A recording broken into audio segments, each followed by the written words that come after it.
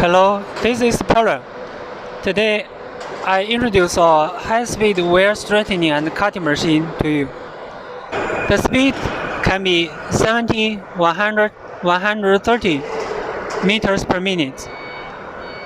This is the control box of the high-speed wire straightening and cutting machine. The machine uses a PLC and touchscreen control. This is a famous brand of one-view touchscreen. And the operation language can be English and Chinese. This is the main screen. And all buttons with the English and Chinese language. Also, the machine speed can be adjusted through the inverter. This is the Siemens PLC.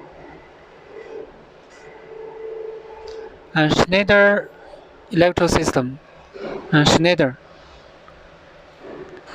also use the ABB inverter. This machine uses the spanner straightening system with a self-flame cutting method. Now I introduce the machine parts to you. The production line including the cylinder spool for raw material loading.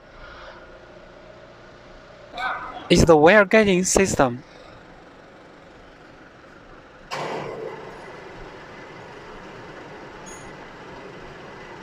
This is the main machine. Track. Siemens motor.